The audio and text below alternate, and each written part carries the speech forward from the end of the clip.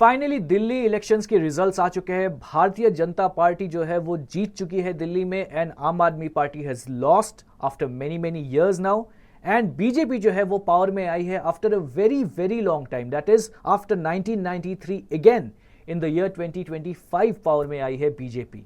अब कौन बनेंगे chief minister, that is a question of course, but जो फाइनल आंकड़े हैं वो आप देख सकते हैं अपने स्क्रीन पर। नाउ ये जो दिल्ली इलेक्शन है एज अ यूपीएससी एस्पिरेंट आपके लिए कैसे इंपॉर्टेंट हो सकते हैं? As a general citizen of course you should know who has won, who has lost, all these things, but as a UPSC aspirant आपके लिए यह इंपॉर्टेंट है कि आप दिल्ली के गवर्नेंस स्ट्रक्चर को समझे, आप समझे कि एडमिनिस्ट्रेशन कैसे चलती है इन दिल्ली एंड इतने सालों से ये टसल क्यों चल रहा था between the state government and the union government in Delhi. तो इस वीडियो में हम इन सारी चीजों को समझेंगे। I will explain to you the history of administration of Delhi and also कैसे अब चलने वाली है ये पूरी administration. So let's start the video. In the year 2018 UPSC के मुख्य परीक्षा में यह प्रश्न पूछा गया था कि ये सुप्रीम कोर्ट का जो जजमेंट है जो जुलाई 2018 में आया, can it settle the political tussle between lieutenant governor and the elected government of Delhi. ये इसलिए पूछा गया था because it's in news, it was in news at that time. पर ये जो गवर्नेंस स्ट्रक्चर है दिल्ली का वो बहुत ही पिक्यूलियर है एंड इसलिए ये यूपीएससी पॉइंट ऑफ व्यू से बहुत इंपॉर्टेंट है जो हम समझेंगे इस वीडियो में। बट बिफोर दैट मैं आपको बताना चाहता हूं कि जो प्लस सब्सक्रिप्शन है अभी अनअकैडमी का वो आपको 50% ऑफ मिल रहा है, flat 50% off, and of course extension and everything is there. जो लिंक है वो आपको मिल जाएगा इन द डिस्क्रिप्शन। आपको यूज करना पड़ेगा the code ARU50 to get this offer. And अगर आप 2025 का प्रीलिम्स लिख रहे हैं then I want you to suggest the crash course for prelims. And इसकी खास बात यह है कि after you clear prelims you will get the mains course free of cost. And 9 फरवरी को होने जा रहा है Unacademy all India prelims mock test, ठीक है? तो इसमें you'll get amazing questions which will prepare you for the upcoming prelims. Now Delhi के गवर्नेंस स्ट्रक्चर को समझने के लिए we have to understand federalism in India. अब फेडरलिज्म है basically dividing the power between the state and the union. पर India का जो फेडरलिज्म है वो थोड़ा सा अलग है। इसमें पावर तो डिवाइड किया गया है पर यूनियन को थोड़ा सा ज्यादा पावर है। तो इसलिए इंडिया में बोला जाता है कि India is a federal state with unitary बायस। इसको बोला जाता है क्वाज़ाई फेडरल, क्योंकि जो पावर है वो इक्वली डिस्ट्रीब्यूटेड नहीं है between the state and the union. तो यूनियन को जैसा मैंने बोला थोड़ा ज्यादा पावर दिया गया है and now this has become a problem in Delhi. But before we understand that हमें समझना पड़ेगा हिस्टोरिकल गवर्नेंस चेंजेस क्या हुए हैं दिल्ली में, कैसे जो गवर्नेंस स्ट्रक्चर है वो चेंज होता आया है ओवर इयर्स। सबसे पहले इन द ईयर 1911 जब पार्टीशन ऑफ बंगाल को अनल किया था ब्रिटिश ने, तब उन्होंने सोचा कि ये जो कैपिटल है कैलकाटा में उसको हम शिफ्ट कर देते हैं इन दिल्ली। तो अब से दिल्ली बनेगा कैपिटल। इससे पहले भी दिल्ली सल्तनत के समय and then in the during the Mughal empire time ये दिल्ली जो है एक बहुत ही इंपॉर्टेंट सिटी हुआ करता था, सीट ऑफ पावर हुआ करता था। तो ब्रिटिश ने ये किया कि दिल्ली को 1911 में सीट बना दिया पावर का, इंडिया का, ठीक है? अब इसके बाद it was the capital of course. फिर फाइनली भारत जब आज़ाद हुआ and then the constitution came into force in 1950 Delhi was made a part of part C state और इसको दे दिया गया एक चीफ कमिश्नर जो गवर्न करेगा दिल्ली को। All good. फिर इसके बाद लेजिस्लेटिव असेंबली एस्टैब्लिश की गई इन 1951। एक एक्ट आया, उससे लेजिस्लेटिव असेंबली दी गई दिल्ली को। सो नाउ जो लोग हैं दिल्ली के they will be able to govern themselves, ठीक है? तो बहुत सही रहा, मजा आया, फाइन। लेकिन अब क्या हुआ कि इन द ईयर 1956 जो स्टेट्स रीऑर्गेनाइजेशन एक्ट आया तो उसमें क्या किया गया कि दिल्ली को बना दिया गया एक यूटी। क्यों? क्योंकि दो गवर्नमेंट है दिल्ली में ही, central government, state government, what's the use.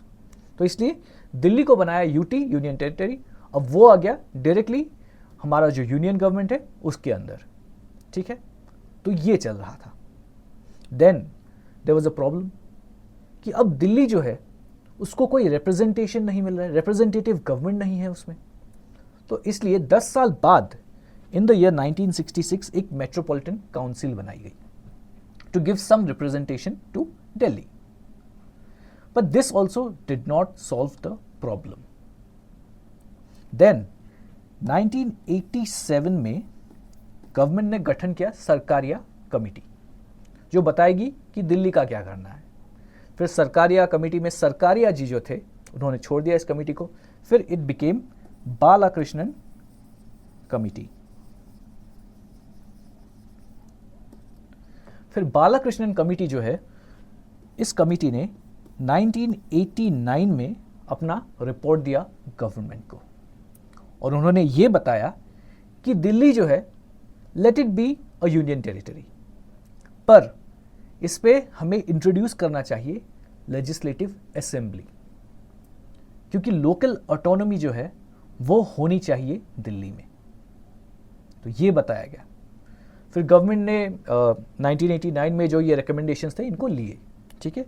And उसके बाद एक स्पेशल स्टेटस दिया गया इन 1991।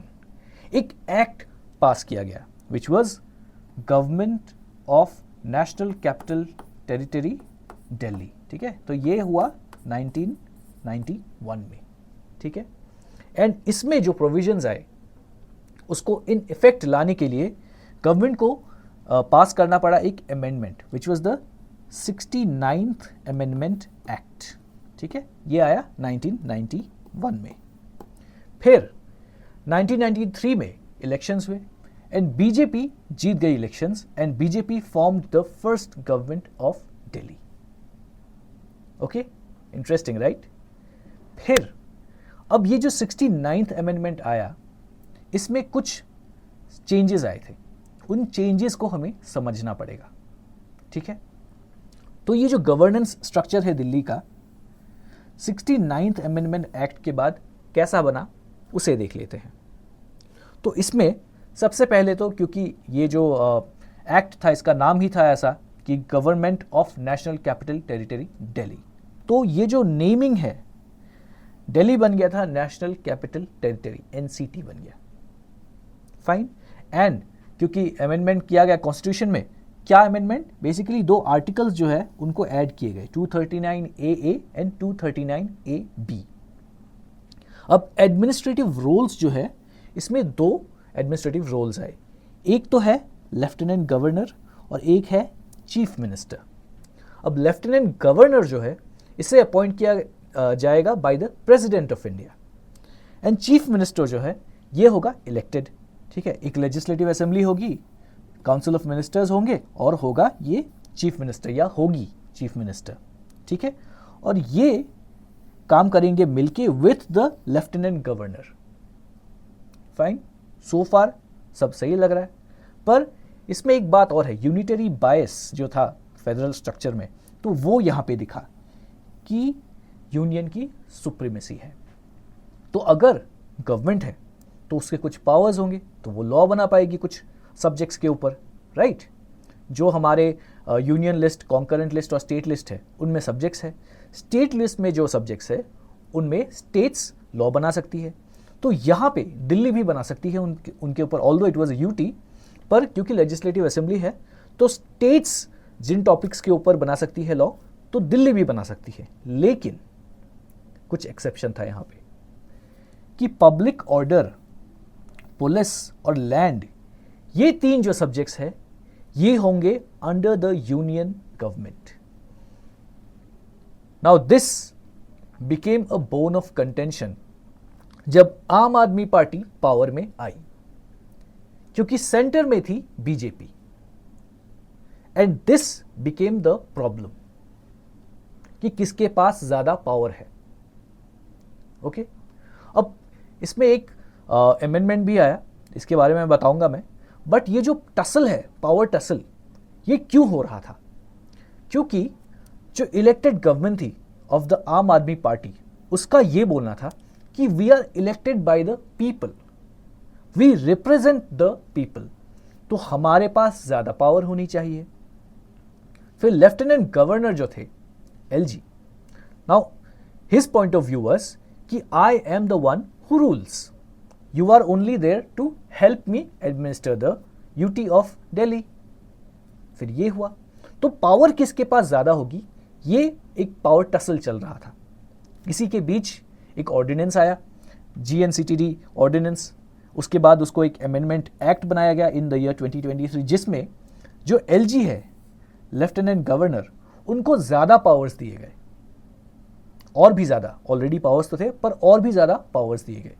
ठीक है, इससे पहले आपने देखा कि सुप्रीम कोर्ट का एक जजमेंट भी आया था 2018 में, जिसके बारे में क्वेश्चन पूछा गया।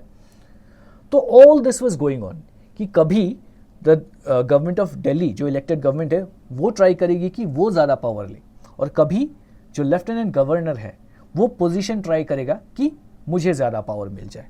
तो इसलिए all this was going on, political tussle. और इसमें लॉस किसका हो रहा था, the people of Delhi, they were the ones who were losing. Now this debate can go on कि इलेक्टेड गवर्नमेंट जो है उसको ज़्यादा पावर मिलना चाहिए, या somebody who has been appointed by the president of India, उसको ज़्यादा पावर मिलना चाहिए। अब ये तो एक डिबेट है जो चलती रहेगी, बट द थिंग इज कि प्रॉब्लम क्या है, एंड अभी जो इलेक्शंस के रिजल्ट आए, does this solve the problem? नहीं। प्रॉब्लम ये है कि जब आप किसी इलेक्टेड गवर्नमेंट को पावर नहीं देते हैं, तो मतलब you are disrespecting the power of people. Understood? And इसके बाद when the president is appointing someone and you do not want to give that position a lot of power, you are disrespecting the president of India, who is the head of the Indian Union. तो that is a problem. ठीक है, and ये जो election की बात मैंने की अभी कि does it solve the problem? No, does not solve the problem. क्यों? अभी लग रहा होगा कि यूनियन में भी जो पॉलिटिकल पार्टी है और स्टेट में जो पॉलिटिकल पार्टी है, if it is the same, तो कोई पॉलिटिकल टसल नहीं होगा, शायद नहीं होगा। लेकिन द ईयर, जिस साल ऐसा होगा कि यूनियन में कोई और पॉलिटिकल पार्टी है और दिल्ली में कोई और पॉलिटिकल पार्टी रूल कर रही है, फिर से ये पॉलिटिकल टसल जो है शुरू हो जाएगा। Now I am not saying which political party and everything, that's a different story. पर जब भी ये दोनों पॉलिटिकल पार्टीज जिनके आइडियोलॉजीज अलग होंगे, जब ये दोनों पावर में होंगे, one in centre and the other in Delhi, तब प्रॉब्लम शुरू हो जाएगा। So this problem has not been solved. ये बस एक टेम्पररी शायद ब्रेक लगा है, पर प्रॉब्लम सॉल्व नहीं हुआ है। तो इसका सोल्यूशन क्या हो सकता है? Do we even have a solution?